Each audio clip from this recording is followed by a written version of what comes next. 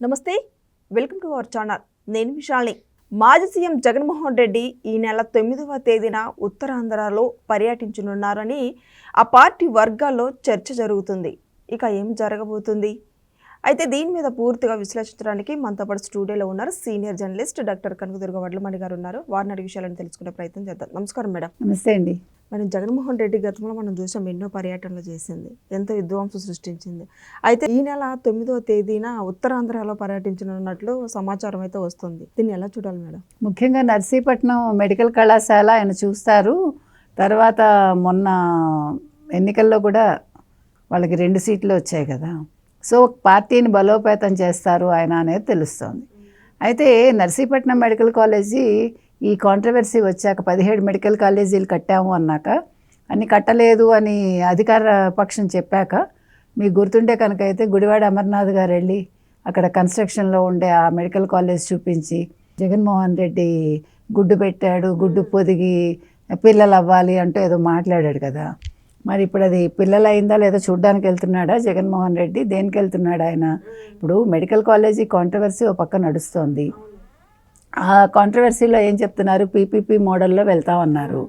అంటే public private భాగస్వామ్యంతో medical కళాశాల నిర్మిస్తామని కూటమి ప్రభుత్వం చెప్పింది. అయితే దాన్ని వ్యతిరేకించిన వైసీపీ వాటిని ప్రైవేట్ పరం చేసేస్తున్నారని ఒక కొత్త రాగం ఎత్తుకున్నాక దాని మీద చాలా పేటీఎం బ్యాచ్లు కూడా మాట్లాడుతున్నాయి. ఇప్పుడు ఎవరి సంగతి వాడు చూసుకోకుండా వీళ్ళు ఇది చేసేస్తారు, అది చేసేస్తారు, దళితులకు అన్యాయం జరిగిపోతుందంటూ ఏంటంటూ మాట్లాడుతున్నారు. కానీ ఇక్కడ జరగబోయేది అది కాదు, జరుగుతున్నది అది కాదు. అయితే ఇప్పుడు పార్టీని బలోపేతం చేసుకోవడానికి సడన్గా ఈయన ఓన్లీ ఉత్తరాంధ్రకే ఎందుకు వెళ్తున్నాడు? నీ నియోజకవర్గం పులివెందులకి ఎందుకు వెళ్ళలేదు? జెడ్పీటీసీలో మీరు డిపాజిట్ కోల్పోయాక వైసీపీ అసలు పులివెందులకి వెళ్ళి మొహం ఎందుకు చూపించలేదు? ఇప్పుడు అసలు ఎందుకు తగునమ్మా అని ఉత్తరాంధ్రకి వెళ్తున్నాడు? దీని వెనకాల ఏదో కుట్రకోణం ఉంది. అంటే బొత్స పార్టీ మారుతాడు అని వచ్చింది కాబట్టి ఎమ్మెల్సీ మండలికి అతనే కదా ఇప్పుడు అధ్యక్షుడు. సో బొత్సాని మంచి చేసుకోవటానికి వెళ్తున్నాడా? ఇక్కడ విషయం అది అర్థమైందా మీకు? ఇప్పుడు మండలిలో ఆల్రెడీ 4 వెళ్ళిపోయారు. ఆ బొత్సాతో పాటు 10-15 మంది వెళ్ళిపోతారు జనసేనకు అని వచ్చింది. తర్వాత తెలుగుదేశానికి క్యూ కడుతున్నారు 10 మంది అని వచ్చింది. బీజేపీలో కూడా కొంతమంది వెళ్తారని వచ్చింది. సో ఇప్పుడు బొత్సాని బుజ్జగిచ్చటానికి వెళ్తున్నాడా? ఇక్కడ కొత్తగా బలోపేతం చేయడానికి పార్టీ ఇప్పుడు ఏమైనా బలోపేతం అయ్యే దశలో ఉందా? అది ఆల్రెడీ క్షీణ దశకు ఎప్పుడో వచ్చేసింది. రెండోది, ఓ పక్క యూరప్ పర్యటన పెట్టుకుని ఇప్పుడు 1వ తారీఖు నుంచి 31 లోపు ఎప్పుడైనా 15 రోజులు అన్నాడు ఆయన. అన్నప్పుడు ఇప్పుడు ఓ పక్క యూరప్ వెళ్ళే ముందు ఇప్పుడు అంత పని కట్టుకుని ఉత్తరాంధ్ర వెళ్లాల్సిన పనే ఉంది. అన్ని నియోజకవర్గాలు తిరగగలగాలి. తిరిగితే 15 రోజులు టైం పెట్టుకుని ఒక ఏమంటారు సర్వే కావాలనుకున్నా లేదు బలోపేతం చేయాలనుకున్నా ఆయన ఫాస్ట్గా చేయుంది. అందులో ఎక్కడికక్కడ హెలికాప్టర్స్ పెట్టుకుని ఒకసారి ప్రజల్ని పరామర్శించేసి ఇంటికి వెళ్ళిపోవచ్చు.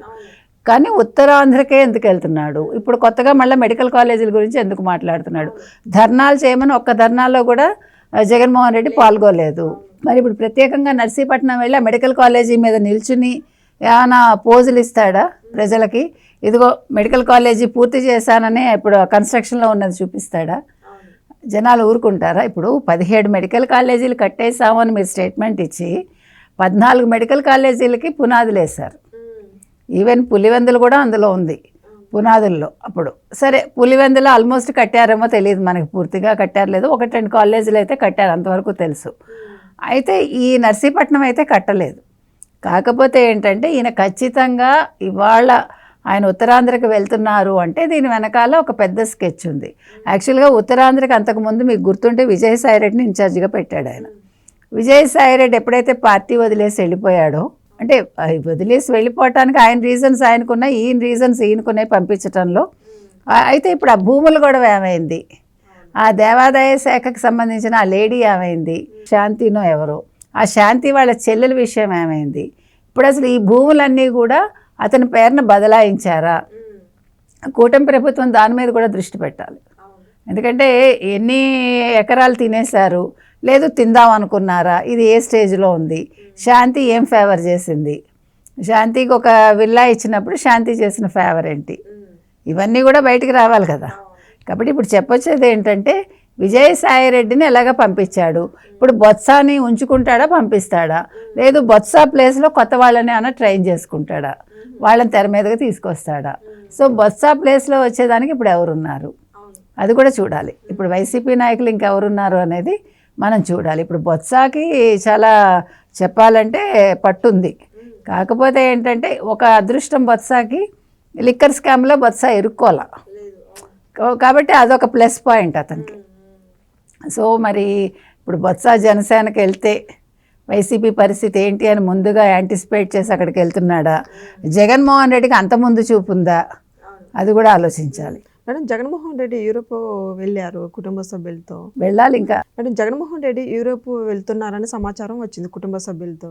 మరి ఈలోపు 5వ తేదీ ఉత్తరాంధ్ర సమావేశం అంటే నేతలతో సమావేశం కానున్నట్లు సమాచారం వస్తుంది. ఇది ఎప్పుడు జరుగుతుంది అంటారు, ఏమంటారు మేడం దీన్ని? అంటే 5 అంటే ఎల్లుండా సండే పెట్టుకున్నట్టున్నాడు. అంటే చూసారా ఇప్పుడు భయపడుతున్నాడు. ఇప్పుడు మండలి ఖాళీ అయిపోయింది అనుకోండి, వైసీపీ ఖాళీ అయిపోయినట్టే. ఇప్పుడు ఉన్నదే, ఇప్పుడు మండలి ఖాళీ అయిపోతే ఇంకొన్నది 11 మంది.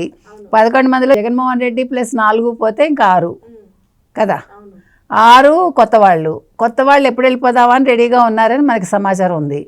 కాబట్టి వాళ్ళ పార్టీ మొత్తం మూసేసుకోవాల్సిన పరిస్థితి వస్తుందని భయపడి 5వ తారీఖు ఉత్తరాంధ్ర నాయకులతో సమావేశం అవుతున్నాడా, 9న పర్యటన పెట్టుకున్నాడా, ఈలోగా మరి బొత్స ఎల్లుండి వస్తాడా రాడా, 9 పర్యటనలో బొత్స ఏ రకంగా పాల్గొంటాడు, ఇవన్నీ కూడా వేచి చూడాలండి.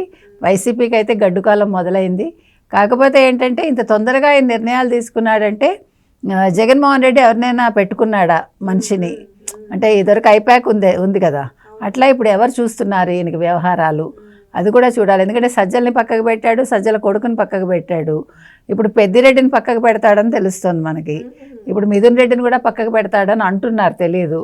యాక్చువల్గా ఇవాళ ఉత్తరాంధ్ర కంటే ముఖ్యం మిథున్ రెడ్డిని పరామర్శించడం, మిథున్ రెడ్డిని పిలిచి మాట్లాడటం, పెద్దిరెడ్డి రామచంద్రారెడ్డిని కూడా పిలిచి మాట్లాడాలి.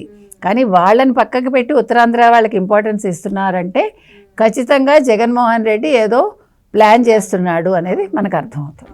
Thank you madam. Thank you.